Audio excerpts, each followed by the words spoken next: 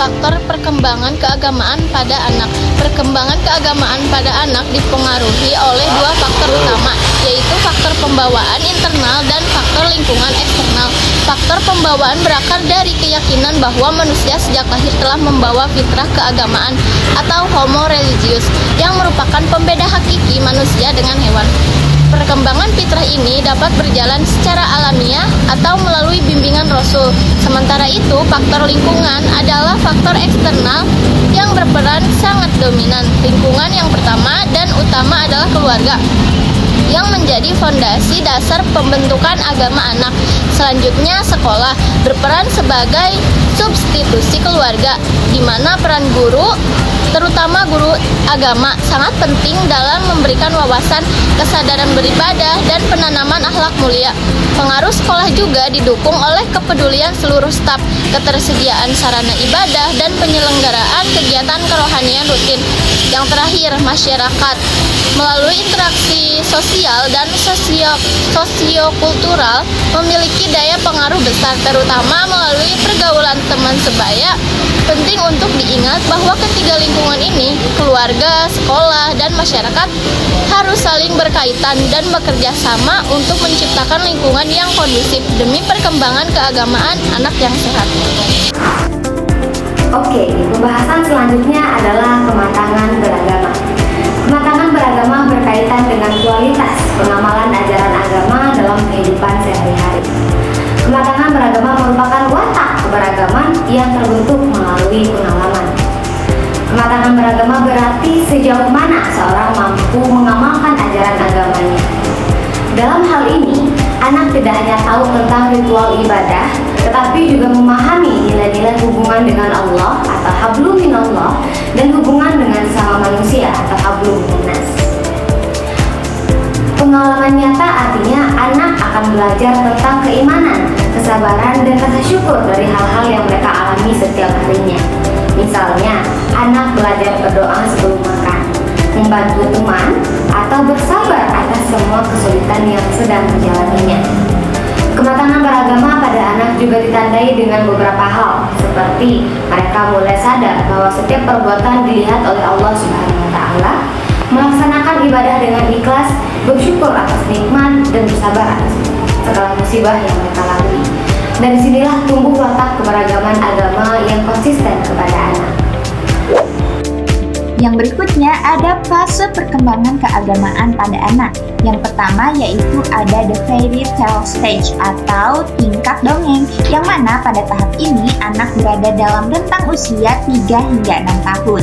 Pemahaman agama mereka sangat didominasi oleh fantasi dan emosi, mirip dengan cara mereka menyerap cerita dongeng.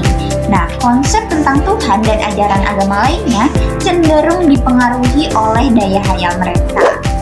Yang berikutnya ada the realistic stage atau tingkat kenyataan. Nah, pada usia 7 hingga 15 tahun, anak beralih dari fantasi ke logika. Mereka mulai memahami Tuhan sebagai pencipta alam, seiring dimulainya dengan perkembangan nalar mereka.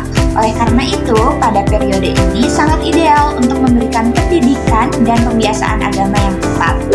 Nah, yang terakhir ada the individual stage atau tahap individu, yang mana pada 15 tahun ke atas, pemahaman agama menjadi semakin personal dan mendalam, dibagi menjadi 3 subtahap, yaitu ada konvensional atau konservatif, yang mana masih sedikit dipengaruhi oleh fantasi.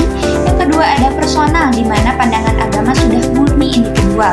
Yang ketiga ada humanistik atau tertinggi, ajaran agama menyatu sebagai etos humanis dalam penghayatan diri.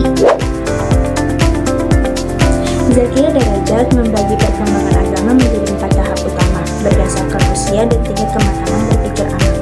Yang pertama, masa kanak-anak awal 6-6 tahun. Pada tahap ini, anak mulai mengenal Tuhan dan agama dari lingkungan sekitarnya, terutama keluarga. Anak belajar lewat pengalaman, misalnya melihat orang tuanya berdoa atau mendengar mereka menyebut nama Tuhan. Jadi dasar keagamaan anak sudah mulai tumbuh sejak lahir dan menjadi bekal ketika mereka masuk sekolah. Kedua, masa anak sekolah 6-12 tahun. Pada usia ini kepercayaan anak belum muncul dari hasil pemikiran logis, melainkan dari perasaan dan kebutuhan akan perlindungan. Hubungan anak dengan Tuhan masih emosional dan pribadi, misalnya berdoa saat takut atau sedih. Mereka juga senang ikut kegiatan keagamaan yang menyenangkan seperti doa bersama atau mendengarkan kisah Nabi. Tahap ini penting untuk menanamkan kebiasaan beribadah dan nilai moral lewat kegiatan yang Yang ketiga, masa remaja awal, 13-16 tahun. Remaja mulai mengalami kegelisahan dan kebimbangan dalam hal keagamaan. Mereka mulai berpikir kritis, bahkan mempertanyakan ajaran yang dulu diterima begitu saja. Akibatnya, kepercayaan bisa naik turun, kadang kuat, kadang ragu. Bimbingan dan dialog terbuka dari guru atau orang tua sangat dibutuhkan agar mereka bisa menemukan arah dan makna beragama yang lebih matang.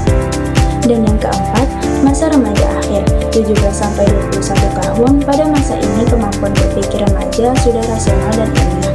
Mereka ingin ajaran agama bisa dipahami secara logis, bukan hanya diterima mentah-mentah.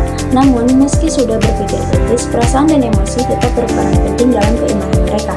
Fase ini sering disertai gejolak batin, tapi juga menjadi waktu penting menuju kedewasaan spiritual ketika ajaran agama benar-benar menjadi pedoman hidup. Jadi secara keseluruhan, perkembangan agama menurut Zakiyah Darajat berjalan dari tahap emosional menuju tahap rasional dan matang seiring dengan pertumbuhan usia dan pengalaman anak.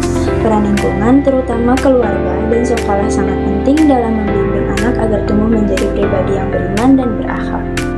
Sebagai guru, kita perlu memahami bahwa perkembangan keagamaan anak dipengaruhi oleh faktor internal maupun eksternal, sehingga setiap peserta didik membawa latar belakang pengalaman beragama yang berbeda ke dalam kelas. Tugas guru bukan hanya menyampaikan pengetahuan agama, tetapi juga menanamkan kematangan beragama melalui pembiasaan sikap, perilaku, dan tanggung jawab dalam kehidupan sehari-hari.